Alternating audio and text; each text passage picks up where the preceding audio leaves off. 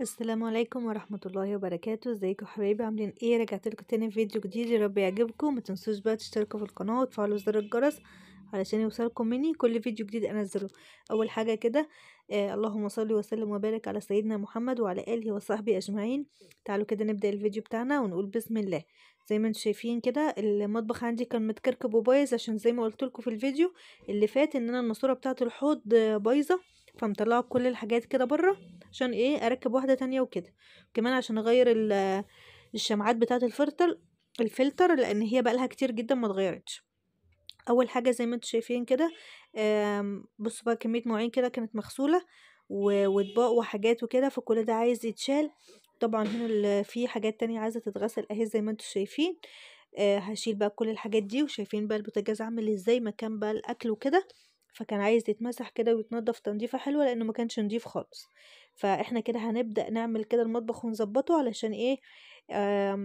يعني بصوا بقى حاجة رمضان بقى وكده، فلازم المطبخ على طول يبقى متظبط ومتروق، لان هو اكتر وقت بقف فيه او بشتغل فيه بيكون هو المطبخ. شايفين الارض عاملة ازاي متوسخة خالص، وحتى المشاية دي هشيلها لان بصراحة الارض مش حلوة خالص وعايزة تتمسح يعني وكده. فانا اول حاجة هبدأ ان انا اشيل الاول الكوبايات بقى والاطباق والحاجات دي كلها، وارصها الاول مكانها عشان اوسع مكان على الرخامه. بعدين ابدا بقى ايه واحده واحده كده اعمل الحاجات التانية.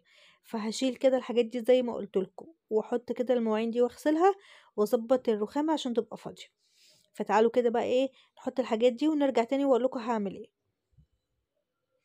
بصوا بقى هنا انا كنت رصيت بقى الحاجات زي ما قلت لكم وشلتها خلاص، وظبطت الرخامه وكده، وغسلت هنا الصينيه دي اللي كانت مش نظيفه يعني، والحاجات اللي ما كانتش نظيفه غسلتها لان هما كانوا حاجات بسيطه، لان انا كده كنت غاسله المواعين يعني زي ما وريت لكم.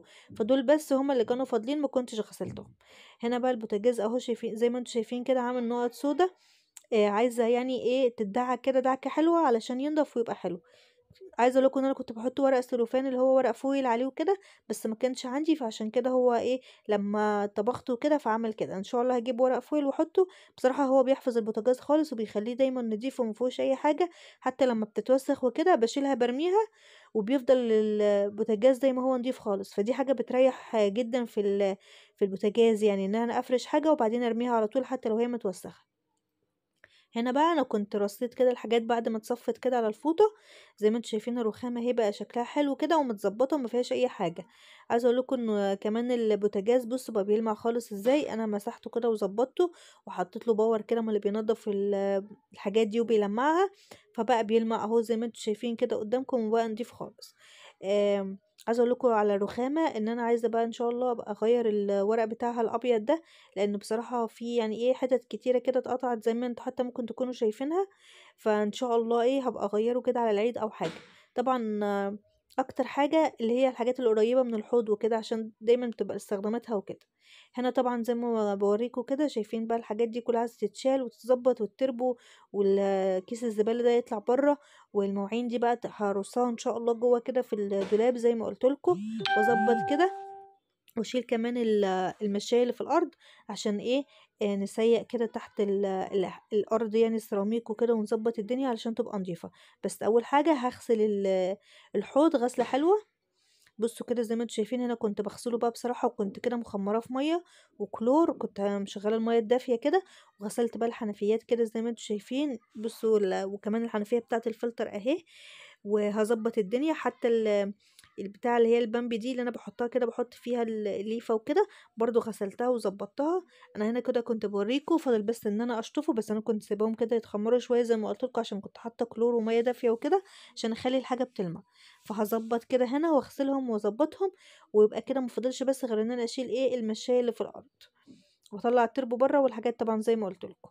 اهو هنا بقى كده زي ما قلت لكم اهو كنت خلصت.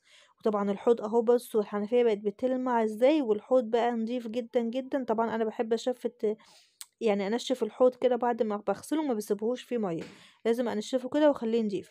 طبعا قفلت البوتاجاز زي ما وريت لكم عشان انا كده خلصته. فانا اعتبر كده خلصت كل الحاجات اللي فوق. هشيل بقى المشيه دي شايفين عامله ازاي من تحت، عايزه تتغسل غسله حلوه لان هي بصراحه مش نضيفه خالص. هشيلها بقى واطلعها بره عشان ابقى اغسلها ان شاء الله. وهنا الحاجات اهي حطيتها هنا زي ما انتم شايفين كده، على ما اشيل بقى المشاية دي واظبط الارض خالص، وبعدين ارجعهم تاني زي ما هم. هنا بقى زي ما وريت لكم كده، شلت المشاية طلعتها بره طبعا، لغايه بقى ما زي ما قلت لكم ان انا هغسلها وكده. ومسحت الارض هنا وظبطتها، خليتها بقت بتلمع خالص. بصوا السيراميك عندي هنا والله كان نضيف خالص، لان المشاية كانت موجوده فالسيراميك كان نضيف، بس الحتت اللي هي كانت مش السجاده يعني مش جايه عليها هي اللي كانت متوسخه. طبعا انا بقى لما ظبطته كده بقى نضيف خالص وبيلمع اهو. وشيلت طبعا باسكت الزباله، غيرت الكيس وظبطت التربوهات ومسحتها. وادي الحوض اهو زي ما انتم شايفين كده بيلمع، ما فيهوش اي حاجه خالص. وادي البوتاجاز كمان بقى بيلمع خالص، ما فيهوش اي حاجه اهو. بس الرخامه اهي انا هحط عليها مفارش كده بتاعتي، كنت جايباها قبل كده. حتى انتوا اكيد كنتوا شفتوها كان لونها بني وكده، فهحطها كده على الرخامه. وبس هستنى بقى إن لما اغسل المشاية زي ما قلت لكم واسيبها تتصفى، وبعد كده افرش بيها المطبخ يعني وكده. بس عشان طبعا نبقى ايه في رمضان كده الواحد يطبخ بنفس كده والمطبخ نضيف، بتبقى الدنيا حلوة طول ما الحاجة نضيفة. بس فده كده كان الروتين بتاعي النهاردة في المطبخ. لو عجبكم الفيديو ما تنسوش بقى تشتركوا في القناة وتفعلوا زر الجرس، واشوفكم ان شاء الله في فيديو جديد تاني على خير، ومع السلامة.